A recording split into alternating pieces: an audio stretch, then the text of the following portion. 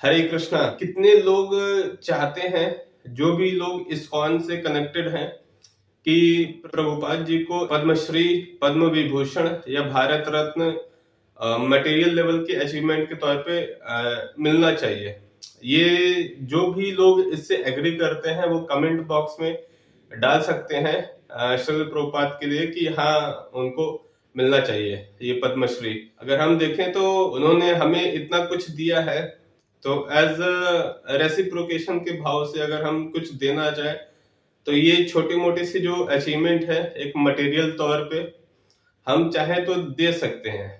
और इसके लिए अगर गवर्नमेंट से रिक्वेस्ट किया जाए तो जब तक हायर डिमांड क्रिएट नहीं होगी इस चीज के लिए, तब तक मुझे नहीं लगता है कि लोग, जो सरकार है, चाहे मोदी की हो चाहे योगी की हो या जो भी सरकार आने वाली है या करंट में है, इस बात से एग्री करेगी।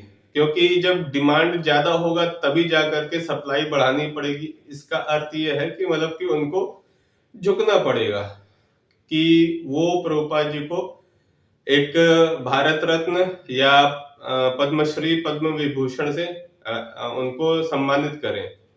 जैसा कि उन्होंने एक कॉइन के रूप में उन्होंने किया था, 125 ईयर्स का जो उन्होंने कॉइन के रूप में दिया था, तो ऐसा कुछ। तो क्योंकि अगर मटेरियल लेवल पे देखा जाए तो जगत गुरु जो कि ऐसी भक्ति वेदांत स्वामी श्रील प्रभुपाद जी एक बहुत ही बड़े लेवल का काम करके गए हैं।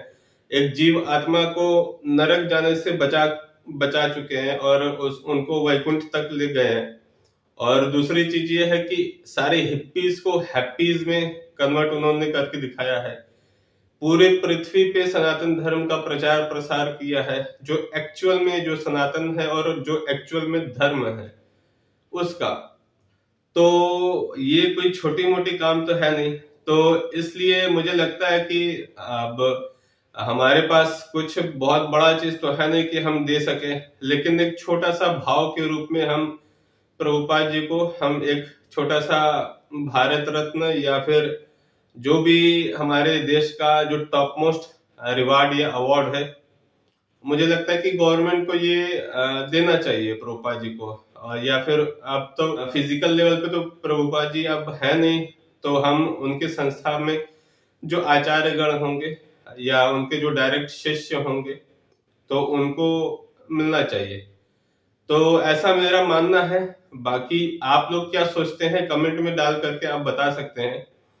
और बाकी जो लोग जगत गुरु श्रील प्रभुपाद जी को नहीं जानते हैं तो वो इस्कॉन